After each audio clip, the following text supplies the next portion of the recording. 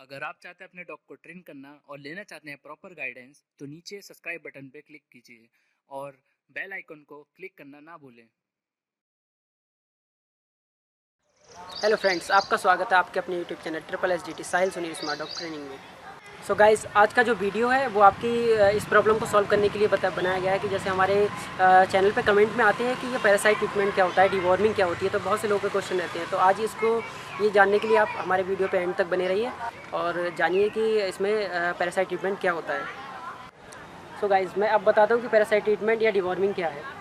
Parasite treatment में क्या करते हैं कि हम अपने डॉग के इंटरनल और एक्सटर्नल जो पैरासाइट्स होते हैं उनका ट्रीटमेंट करते हैं।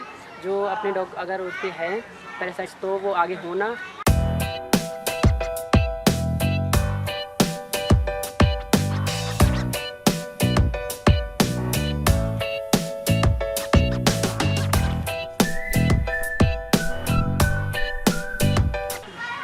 तो इंटरनल पैरासाइट्स में जो पैरासाइट्स हमारे डॉग के पेट में, स्टमक में होते हैं, इंटेस्टाइन में होते हैं, तो उनके ट्रीटमेंट के लिए जो उनको मेडिसिन दी जाती है या उनका जो ट्रीटमेंट किया जाता है उसको डिवॉर्मिंग कहते हैं हम लोग, ठीक है। और वो इंटरनल पैरासाइट्स का ट्रीटमेंट कहलाता है। इंटरनल पैरासाइट्स कौन कौन से होते हैं, जैसे कि राउंड बॉम्ब्स, टेप बॉम्ब्स, इस तरीके के बॉम्ब्स होते हैं जो कि डॉग को बहुत ज़्यादा प्रॉब्लम करते हैं। अगर वो उनकी इंटेस्टाइन में अंदर चले जाते हैं, फंस जाते हैं, पैदा हो जाते हैं, तो क्या होता है कि वो उसको नुकसान करते हैं।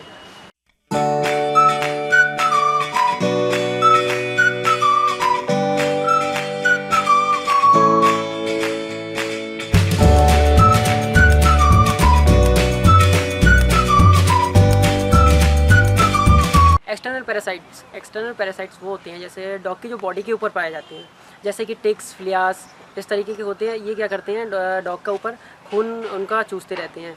ये क्या कहीं से बाहर से लग जाते हैं, दूसरे डॉग से दूसरे डॉग में लगते हैं, एक डॉग से दूसरे डॉग में। तो क्या होता है कि जैसे उसकी जो बीमारियां हैं वो दूसरे डॉग में पहुंचा देते हैं। तो ये सब बीमारियों को एक जगह से एक डॉग से दूसरे डॉग में पहुंचाते हैं। तो इसलिए इनसे भी रोकना बहुत ज़रूरी है। इसके लिए क्या है, बहुत सारे स्प्रेज और इस तरीके के ट्रीटमेंट होते हैं। जो पैरासाइट का पाउडर आता है तो वो उसको डालने से क्या होता है, ये पैरासाइट्स ख़त्म हो जाते हैं। अब बात आती है कि इस पैरासाइट ट्रीटमेंट को हम क्यों करें। क्या होता है कि जैसे एक तो मेनली हो गया इनको डॉग्स को बीमारियों से रोकना। अगर ये बीमारी से बचे रहेंगे तो हम भी बीमारी से बचे रहेंगे, क्योंकि जो पेट से और एक जानवर से ह्यूमन में जो बीमारी आती है उनको कहते हैं जोनोसिस। और जोनोसिस से बचने के लिए हमें क्या करना होता है, अपने पेट को ट्रीटमेंट करना, ये पैरासाइट ट्रीटमेंट करना पड़ता है। इस पैरासाइट ट्रीटमेंट में क्या होता है, अगर वो पूरी तरीके से, एक तो वो हेल्दी रहता है, उसको कोई बीमारी नहीं लगती है, और उसके साथ साथ हम भी सेफ़ रहते हैं। तो इसलिए इनका पैरासाइट ट्रीटमेंट करना बहुत ज़रूरी है। और अगर इसका प्रॉपर ट्रीटमेंट ना किया जाए तो ये बहुत ज़्यादा हार्मफुल हो सकता है। मान लीजिए हमारे डॉग्स को इंटरनल पैरासाइट्स या एक्सटर्नल पैरासाइट्स हैं। क्या हुआ, मान लीजिए अगर उसने कहीं पॉटी की या सूसू की, ठीक है, पॉटी करके बाहर आया, वो उसके लगी रह जाती है। उसमें क्या है, वो सूख जाती है कुछ टाइम बाद, और वो घर पे आया, हमारे बिस्तर पे चढ़ गया या हमसे कहीं चिपका तो हमारे कपड़ों में लग गया। इस तरीके से वो क्या हुआ, उस पर जो उसमें अंडे होते हैं पैरासाइट्स के, वो हमारी बॉडी पे लग जाते हैं और हमारी बॉडी में इंसर्ट हो जाते हैं। और वो जाके हमारे अंदर बहुत ज़्यादा प्रॉब्लम क्रिएट करते हैं। जैसे कि मान लीजिए वो हमारे अंदर नसों से होते हुए हमारी आँख तक में जा सकते हैं और आँख को भी डैमेज कर सकते हैं। तो बहुत ज़्यादा प्रॉब्लम्स आ जाती हैं।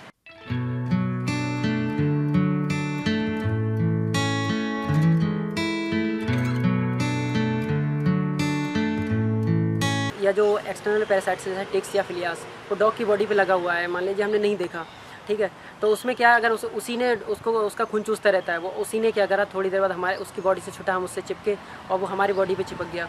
उसके बाद क्या है, वो उसका जो ब्लड होता है हमारे ब्लड के टच में आ जाता है, कॉन्टेक्ट में आता है। उससे क्या होता है कि उसकी जो डॉग में जो बीमारियाँ हैं या जो डॉग्स में होती हैं वो हमारे अंदर भी लगने का डर रहता है। तो इसलिए पैरासाइट ट्रीटमेंट बहुत ज़रूरी कराना है।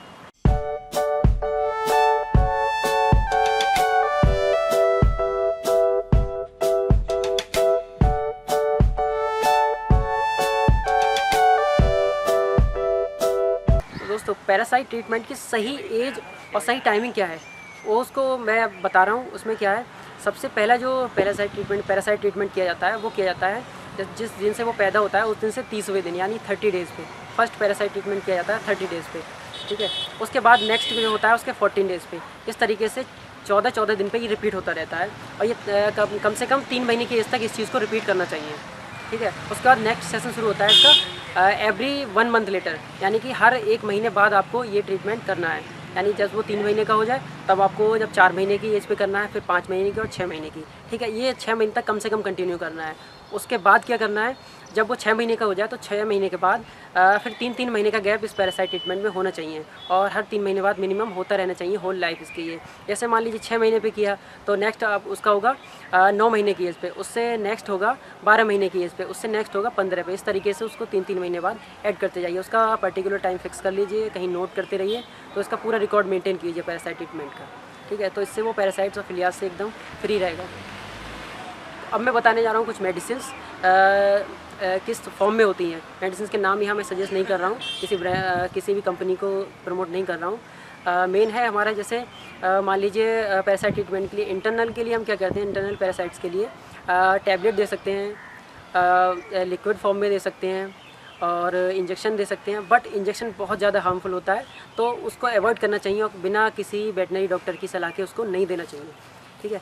और नेक्स्ट उसके बाद एक्सटर्नल पैरासाइट ट्रीटमेंट के लिए क्या करते हैं आप, इम्पोर्टेड ऑइंटमेंट या लिक्विड टाइप का आता है जो उसकी बॉडी पे डाल दिया जाता है, वो ज़्यादा बहुत इफेक्टिव रहता है। वो फिलियास, मक्खी, मच्छर, टेक्स सारी चीज़ों से बचाता है। उसके बाद थोड़ा सस्ते में आ जाते हैं तो थोड़ा आप स्प्रे भी कर सकते हो, पाउडर भी यूज़ कर सकते हो, और बहुत सारे ऐसे लिक्विड्स आते हैं जो उसको पानी में घोल के और उसको बॉडी पे लगा दिया जाता है। बट वो भी बहुत ज़्यादा हार्मफुल होते हैं। उनको एकदम से बिना किसी वेटनरी डॉक्टर की सलाह के यूज़ नहीं करना चाहिए। जो घोल के लगाने वाले जो लिक्विड इस तरीके के आते हैं उनकी, क्योंकि बहुत ज़्यादा पॉइजन होता है, वो चाट लेता है डॉग, तो क्या होता है उसको नुकसान होता है। तो इसलिए दोनों ट्रीटमेंट में वेटनरी डॉक्टर की सलाह लेना बहुत ज़रूरी है।